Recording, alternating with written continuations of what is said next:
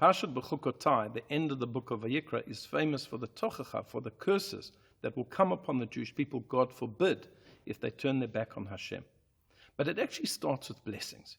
And it says, Im Bechukotai telechu, if we walk in the ways of Hashem, if we're ardent to follow His Torah, and we toil in the study of Torah, then blessings will come upon us. And one of these blessings is, V'radfu mikem chamisha me'ah, that 5 of you will pursue 100 of them. If the enemies come, it will only take 5 of you to chase 100 away.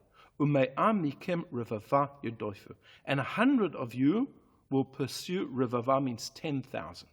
5 will pursue 100, and 100 will pursue 10,000. Now Rashi points out that the ratio doesn't make sense, because 5 to 100 is 1 to 20. So therefore 100 should pursue 2,000.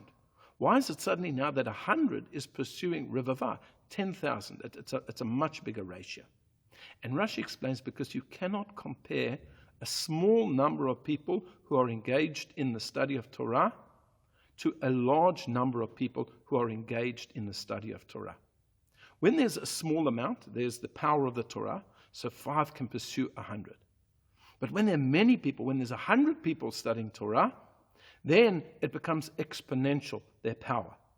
And then even 100 can pursue 10,000. It doesn't go in a normal ratio, it increases exponentially.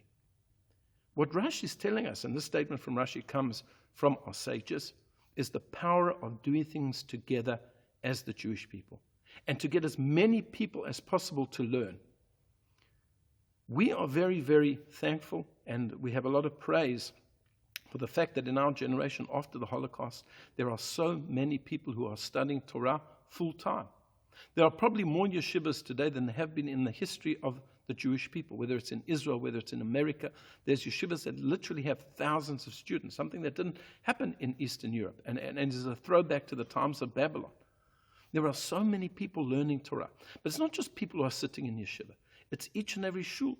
If there's a shir going on after Shachrit or between Mincha and Ma'ariv, if it's a Zoom class where people are learning Torah, the more Torah that's being learnt in the nation, the more power we have. And that power is not just necessarily a military power, but that's what protects us. We know very well that Yitzchak, when he was blessing Yaakov, he thought it was Esav, but it was actually Yaakov. He said that Hayadayim Yedei Esav, the hands feel to me like the hands of Esau, they're hairy, V'akol kol Yaakov, but the voice is the voice of Jacob. And the Midrash tells us that sentence is summing up the power of the nations of the world who persecute us, and the power of the Jewish people. The power of Esau is in his hands, war, the sword. The power of the Jewish people, Kol Yaakov, is in the voice of Jacob, the voice of prayer and the voice of Torah study. So the more people that you can get to study Torah, and if you know a little bit of Torah, spread it. Spread it to as many people as possible.